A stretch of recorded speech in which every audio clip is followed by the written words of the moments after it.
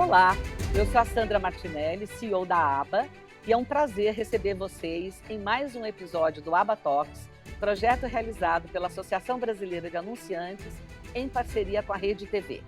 Hoje nós vamos falar sobre um tema cada vez mais estratégico para empresas, lideranças e instituições de ensino. Como as marcas podem construir relevância, reputação e confiança em um cenário marcado pela transformação digital, pela inteligência artificial e pelas constantes mudanças no comportamento da sociedade. Nós estamos recebendo hoje o Fernando Cesário, ele é diretor da ABA e ele é CMO da ESPM, a ESPM da qual eu sou alumni, fiz a minha pós-graduação lá e amo essa escola. O Fernando tem mais de 25 anos de experiência em marketing, estratégia e crescimento de negócios e construiu uma trajetória marcada pela transformação de marcas, expansão de mercados e desenvolvimento de estratégias orientadas por dados e resultados. O Fernando é reconhecido entre os principais líderes de marketing do país. Ele foi destacado como top 20 líderes do Brasil pelo IBEST 2025 e top 15 CMOs Brasil pelo Propmark e ABA 2025. Atualmente, o Fernando lidera a área de marketing da ESPM, instituição que há 75 anos forma algumas das principais lideranças do mercado brasileiro e que se consolidou como referência em marketing, negócios, inovação, economia criativa e transformação digital. Em um momento em que a inteligência artificial, a tecnologia e as mudanças de comportamento estão redefinindo a atuação das empresas e dos profissionais, Fernando atua na construção de estratégias que fortalecem a conexão entre a SPM, o mercado e as novas gerações de líderes, com uma visão que une negócios, educação e transformação. O Fernando traz uma perspectiva valiosa sobre o futuro das marcas, da reputação e do marketing. Fernando, seja muito bem-vindo ao ABA Talks. E para começarmos a nossa conversa, eu queria que você contasse um pouco mais sobre você, Fernando, como pessoa. O que você gosta de fazer? Quais são os seus interesses? E o que te inspira no dia a dia quando você está fora da ESPM? Olá, pessoal. Obrigado, Sandra. Obrigado pelo convite. Prazer estar aqui com você. Bom, o Fernando, ele é um apaixonado pela vida. Eu acho que a coisa mais importante que a gente tem é poder acordar todos os dias com um propósito e com uma intenção de transformação, né? Eu acho que isso sob todas as perspectivas.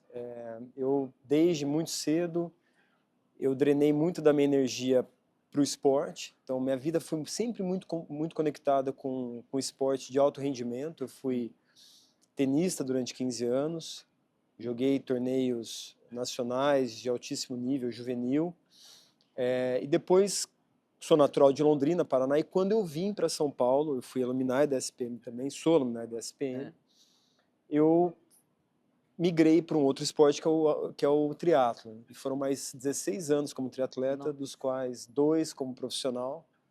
Corri todas as distâncias, inclusive o Ironman, né, que todo mundo fala do Ironman, mas eu participei de todas as distâncias, também em alto nível. Sempre conciliando a minha vida, né, essa paixão por viver, porque para você fazer, né, orquestrar toda essa coisa do dia a dia do trabalho, do esporte, da família, é muito, muito desafiador.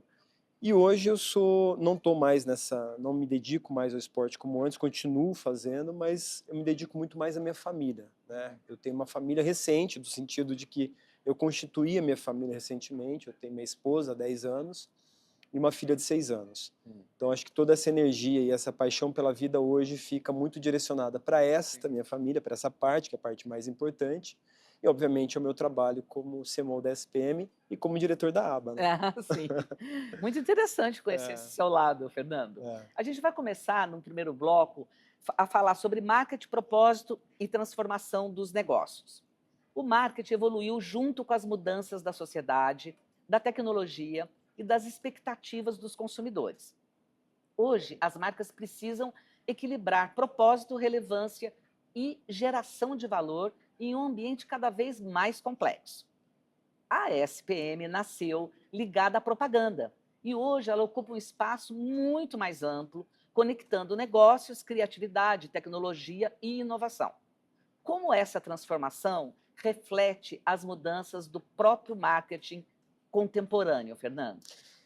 Olha, Sandra, esse é um bom ponto, né? Acho que a conversa sobre o nosso segmento, ela começa muito conectada de fato com a SPM lá em 1951, quando um grupo de comunicadores se reuniu, né, ali naquele momento capitaneados pelo Rodolfo Lima Martsen e apoiados pelo Pietro Maria Bardi, que era diretor do MASP, e o Assis Chateaubriand. Eles, com esse desafio de criar no Brasil uma grande indústria da comunicação, eles entenderam que o caminho era a constituição de uma instituição de ensino, alguém que pudesse formar os profissionais que pudessem ser, de fato, os agentes e os propulsores desse segmento, que seria, dessa indústria, que seria o grande agente acelerador da economia do Brasil. Só que o fato é que a comunicação, e a gente sabe disso durante esse processo todo, ela foi se tornando cada vez menos protagonista e cada vez mais parte de um ecossistema cada vez mais complexo, que é o marketing, que é uma ciência que não é só mais apoiada e sustentada pela comunicação, mas ela é sustentada por outras coisas, por dados, por entendimento de comportamento do consumidor, por entendimento sobre ferramentas de tecnologia, né, enfim, sobre entendimento sobre economia, né, contexto político, assim por diante. Então hoje tanto a SPM, né, quanto nós profissionais, a gente teve que obviamente dar um passo, ou muitos passos para frente, no sentido de encontrar hoje uma posição e um olhar muito claro sobre o que é o marketing contemporâneo, né? E quais são, de fato, as atribuições e quais são, de fato, as atividades que nós devemos formar como escola e que nós, executivos, devemos aplicar como profissionais, né? Então, a SPM, obviamente, ela fez essa leitura nesses 75, agora chegando a 76 anos, ela foi se transformando. Hoje a nossa escola, de fato, é uma escola de negócios, que olha o marketing como sendo seu principal plataforma de diferenciação, porque a gente entende que marketing é sobre isso, sobre a grande ferramenta, a grande atividade, o grande conhecimento que transforma negócios. Então, nós nos vemos como uma escola que, de fato, somos responsáveis pela transformação, constituição e desenvolvimento de novos negócios, né, de novas economias, né, de novos modelos de negócios. Então, acho que é um pouco sobre isso, Sandra. Muito se fala em marcas com propósito. Na prática, o que diferencia empresas que realmente incorporam o propósito daquelas que apenas utilizam o discurso como assim vamos dizer, uma estratégia de comunicação? Eu acho que o que traz essa diferenciação é a coerência, né? E aí a coerência, tá tudo certo quando a gente trabalha a comunicação em uma narrativa que nos posicione e que nos gere uma percepção de diferenciação. Mas mais do que isso, se essa narrativa está sustentada pela coerência ou pelo aquilo que de fato a gente faz, o que a gente entrega. Acho que o grande ponto é esse. Talvez até um tempo não muito distante, ainda existia muita dificuldade do consumidor entender ou conseguir, de fato, entender o quanto existia uma diferença entre a narrativa e a coerência, ou a narrativa e a entrega. Porque muitas vezes aquilo ficava limitado a um universo muito restrito daqueles que consumiam e daqueles que tinham um olhar crítico, que conseguiu entender a diferença entre narrativa e entrega. Hoje, com a questão do mundo muito mais conectado, quando você tem experiências e quando você tem consumidores que entendem que uma narrativa está muito distante do que aquilo de fato que a empresa está entregando, essa informação, essa mensagem, ela acaba se alastrando rapidamente e rapidamente a empresa é colocada num espaço de talvez de um olhar de que ela não está cumprindo com aquilo que ela está prometendo. Eu acho que esse é o grande ponto. Acho que hoje a questão do mundo muito mais conectado está abrindo muito mais espaço para que essas informações e essa construção de uma percepção seja formada de forma mais rápida e disseminada de uma forma mais rápida. Perfeito. Fernando, a inteligência artificial ela está mudando a forma como aprendemos, trabalhamos e consumimos conteúdo. Como a SPM tem preparado os seus alunos e executivos para esse novo cenário? A inteligência artificial ela é uma realidade, e eu acho que o grande ponto aqui ela tem que ser de fato discutida e utilizada dentro dos nossos processos pedagógicos. O grande ponto é o como, né? E o nível de protagonismo que ela ganha. O grande elemento aqui e eu acho que essa discussão está cada vez mais clara para todos nós, que a inteligência artificial, apesar dela ser uma disrupção tecnológica, talvez a mais intensa dos últimos anos, ela ainda é uma disrupção e ela é uma disrupção a serviço, né, do profissional, a serviço do mercado. Ela não é uma ferramenta que ela toma forma sem que haja necessariamente um olhar crítico do ser humano. Então, acho que o grande ponto é sobre isso. Como é que a gente traz para dentro das discussões e como a gente aprende a utilizá-la dentro de sala de aula como mais um elemento para diminuir tempo para atividades operacionais, para melhorar, né, algumas análises, para poder, de fato, qualificar o trabalho, mas não para substituir o trabalho, não para substituir a análise crítica do profissional que está, de fato, utilizando essa ferramenta. Que só o ser humano pode aportar, né, Com Fernando? certeza, com certeza. Vamos falar de educação, reputação e construção de valor. Em um cenário de rápidas transformações, como a gente está comentando aqui, instituições e marcas precisam construir confiança, manter a sua relevância e preparar as pessoas para os desafios do futuro. Em 75 anos, a SPM sempre teve uma forte conexão com o mercado, como manter o ensino atualizado diante de um ambiente de negócios que muda em velocidade tão acelerada, Fernando. Como é que vocês conseguem entregar isso como É, produto, como conteúdo para os é, seus eu alunos? acho que isso tem muito a ver com a nossa origem. A gente nasceu do mercado para o mercado. Então, desde o início, toda a nossa forma de pensar foi a partir dos desejos e dos anseios do mercado. E isso permanece Uhum. na nossa história de 75 anos. E o que a gente faz hoje que é muito forte? Primeiro, a gente tem as empresas atuando dentro da SPM, né? Nós temos desde parcerias dos cursos com empresas, realizando grandes eventos, grandes discussões, grandes debates, empresas que usam dos nossos núcleos, né, das nossas agências estudantis para desenvolver projetos para suas próprias empresas, Uhum. né? A gente tem para alguns cursos conselhos, né, que são formados por profissionais do mercado. Enfim, a gente busca no mercado a nossa base, o nosso laboratório para desenvolvimento das novas soluções, né? Então, acho que esse é o nosso grande segredo. São as nossas conexões que são criadas, né? E como é que elas vão evoluindo durante o tempo para que elas se tornem cada vez mais conectadas e mais propícias para gerar insights para a criação de novos cursos, mudança de matriz dos cursos atuais e assim por diante. É um desafio que não é Gigantesco. pequeno, Não, né? não, com certeza não. A nova geração busca propósito, flexibilidade e impacto nas suas escolhas profissionais. Como é que isso está influenciando a maneira como a ESPM se comunica e se posiciona institucionalmente? Agora a gente está falando É, do marketing mesmo da é. ESPM. Eu acho que o grande ponto é assim, tem uma mudança, parece ser pequena, mas ela é simbólica.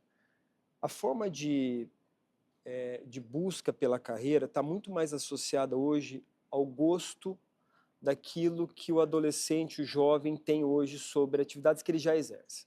Quando você pega esse jovem atualmente, ele já tem algumas atividades que ele faz. Alguns já começam a operar em mercado de capitais, alguns já começam a operar suas redes sociais, Alguns já começam, talvez, a criar, construir vídeos mais bem construídos, com narrativas mais bem construídas e tudo mais.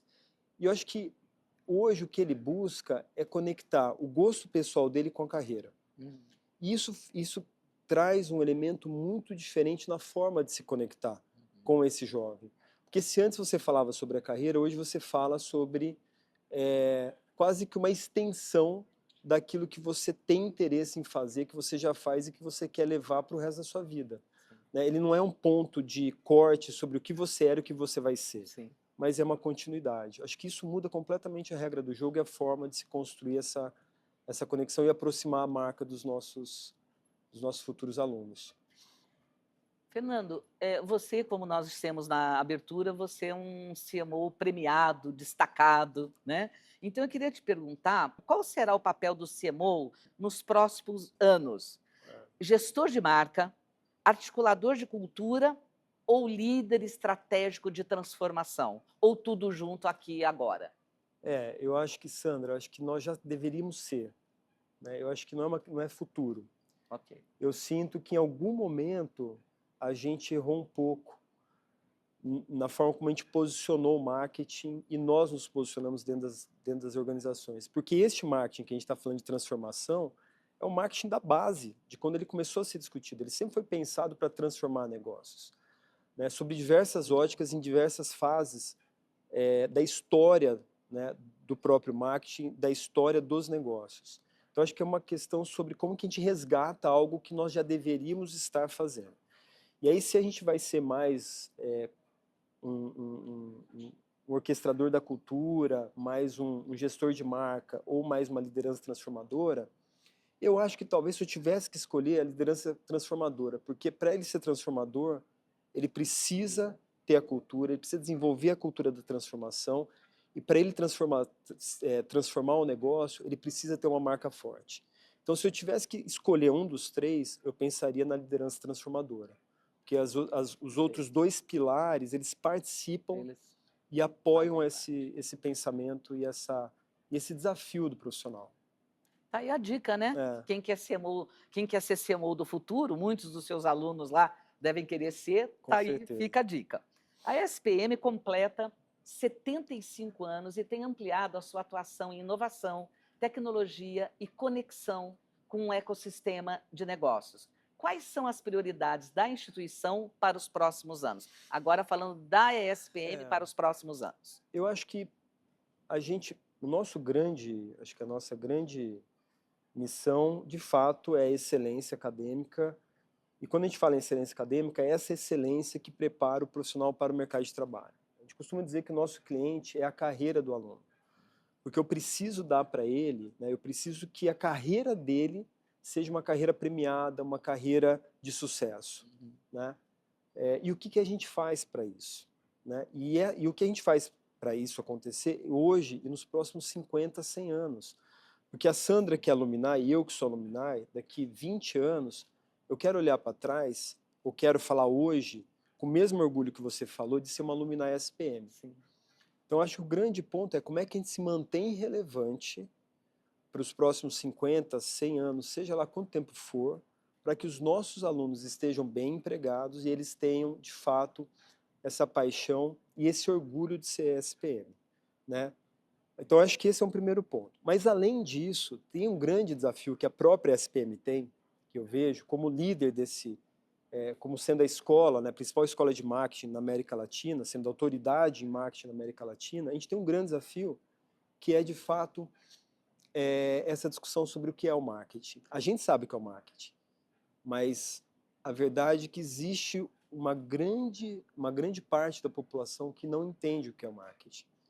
Então, acho que o grande desafio é conseguir, de fato, traduzir o que é o marketing, a sua potência e a sua capacidade transformadora. Porque só assim, né, cada vez mais as empresas vão adotar o marketing da forma como ele tem que ser adotado, e não só as partes do marketing. Porque o que a gente vê muito hoje são cadeiras cada vez mais especialistas em temas específicos que compõem a ciência como um todo, né, a cadeira como um todo, e não uma cadeira que seja integral. né, que deveria ser essa cadeira do CMO, em que, em alguns casos, ela fica ainda um pouco limitada a algumas discussões. Então, acho que esse é um grande desafio que a gente tem. Muito interessante te ouvir, Fernando, porque ao mesmo tempo em que você é um CMO premiado como CMO, o teu produto é formar os CMOs do futuro, Com né? certeza, Dentre com outras certeza, profissões, claro. com Mas é certeza. muito interessante que você traz esse ponto de vista muito claro, né? Muito transparente para a gente. Eu queria continuar a nossa conversa, mas a gente tem um tempo. Então, Fernando, para encerrarmos aqui a nossa conversa, que mensagem final você gostaria de deixar para os profissionais de marketing e alunos da SPM, que todos vão ouvir esse programa com você? Qual é a mensagem que você deixa para quem está nos acompanhando? Eu acho que a principal mensagem que eu deixo é que, no final do dia, qualquer discussão que a gente tenha sobre o que fazer, como fazer, quando fazer, a gente tem que lembrar que do outro lado existe uma pessoa. E aí, independentemente de uma inteligência artificial, de qualquer tecnologia aplicada ou de qualquer processo que você adote, ele tem que sempre ser pensado e desenvolvido com todo cuidado para que você, de fato, cuide do seu principal ativo, né, que é essa pessoa ou esse possível cliente que você está dialogando. Então, acho que esse é um ponto principal. Primeiro, para que a gente possa tomar decisões corretas, da forma correta e com um tom correto, né?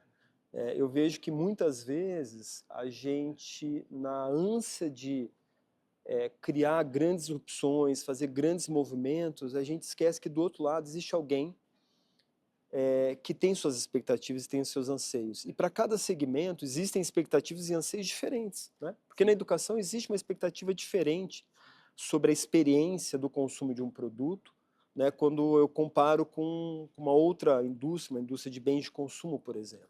A bens de consumo, existe um impacto, mas é um impacto talvez limitado a uma experiência ali curta. Na educação, o impacto que você gera é para a vida do profissional. Porque uma vez você entrando dentro de uma carreira, você assumiu que aquela carreira é para a vida. A não ser que você volte 4 anos para trás, 5 anos para trás e recomece todo um processo. Então, acho que esse cuidado sempre é muito importante. E para os alunos da SPM, que buscam, né, uma carreira executiva ou até como empreendedores, é lembrar muito do que eles vêm discutindo dentro de sala de aula e daquilo que eles vivenciam dentro da SPM, que é essa capacidade de entendimento de contexto, né? Eu acho que o que a gente tem ali de muito relevante é que a gente, além das discussões acadêmicas, técnicas que são feitas dentro de sala de aula, o nosso aluno ele é estimulado a pensar além, a enxergar, né, o contexto e aplicar a técnica à realidade em que ele está inserido. Então, essa correlação né, espacial com o olhar aprofundado da especialização e das competências técnicas que ele vem formando. Assim, como é que ele faz sempre esse deslocamento, né, do micro para o macro, e como é que ele faz essa transição de um olhar para o outro para que ele possa, de fato, tomar decisões mais acertadas, sabe? Uma verdadeira aula essa sua mensagem final. Fernando, muito obrigada Obrigado. por compartilhar conosco a sua experiência e as suas reflexões sobre os desafios da construção de marcas e da liderança e da formação de profissionais em um cenário de transformações cada vez mais aceleradas. Eu também queria agradecer à SPM e ao Dalton Pastore, que foi meu chefe na Ogilvy, e também agradecer à Rede TV, que viabilizou esse diálogo tão relevante para o mercado anunciante. Esse foi mais um episódio do Aba Talks. Nos acompanhem nos canais da Rede TV e da Aba. E até o próximo encontro.